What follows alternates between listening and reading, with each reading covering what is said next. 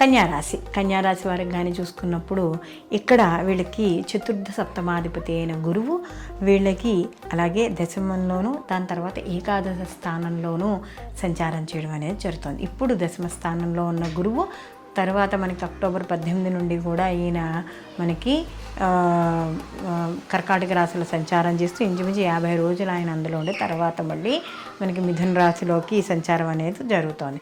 సహజంగా ఈ యొక్క రాశి వాళ్ళకి చతుర్థ సప్తమాధిపతి, సహజంగా చతుర్థ స్థానాధిపతి అయిన అంటే ఈ భావాలకు సంబంధించినవి కూడా యాక్టివేట్ అవుతాయి కాబట్టి ఇక్కడ గురువు ఎప్పుడైతే ఈ యొక్క దశమంలోంచి ఏకాదశంలోకి వస్తాడో సహజంగా అక్కడ రెండు భావాలు కూడా మనకి వాటి ప్రభావం కూడా చూపిస్తుంది. అంటే ఎవరైతే ఈ యొక్క వృత్తి ఉద్యోగ స్థానాల్లో ఉన్నారో వాళ్ళందరికీ కూడా అనుకూలమైన ఫలితాలు గోచరిస్తాయి. ముఖ్యంగా ప్రభుత్వ రంగంలో పనిచేస్తున్న వాళ్ళకంటే సెంట్రల్ గవర్నమెంట్ కావచ్చు, స్టేట్ గవర్నమెంట్ కావచ్చు, లేదా రాజకీయ పరంగా ఉన్నవాళ్ళు వీళ్ళందరికీ కూడా అనుకూలమైన ఫలితాలు గోచరిస్తున్నాయి. ఎప్పుడైతే వీళ్ళు ఈ యొక్క దశమం నుంచి ఏకాదశంలోకి వస్తాడో వాళ్ళకి వృత్తి ఉద్యోగ వ్యాపారాల రీత్యా తప్పనిసరిగా లాభాలు ఉంటాయి.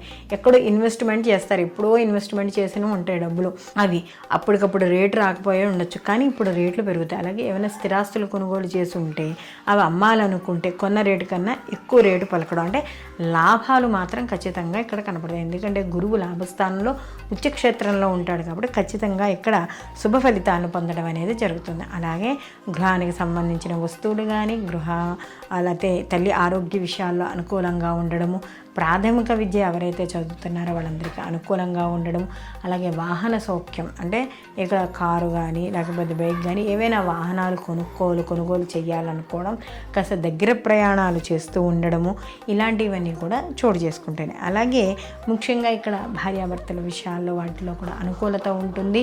అలాగే ఎవరికైనా వివాహం కాని స్త్రీ పురుషులు ఉంటే వాళ్ళకి వివాహం అవ్వడం, లేదా పిల్లలకి ఎవరైనా వివాహం చేయాలనే ఆలోచనలు ఉంటే వాటికి సంబంధించినవి ఏమైనా మాటలు నడుస్తున్నావు ముందుకు వెళ్ళడం, శుభవార్తలు వినడం, ఇలాంటివన్నీ కూడా ఈ సప్తమ స్థానాన్ని అంటే ఈ సప్తమాధిపతి కూడా అయ్యాడు కాబట్టి ఆయన ఉచ్చక్షేత్రంలో ఉన్నప్పుడు ఈ యొక్క పునర్వసు నక్షత్రంలో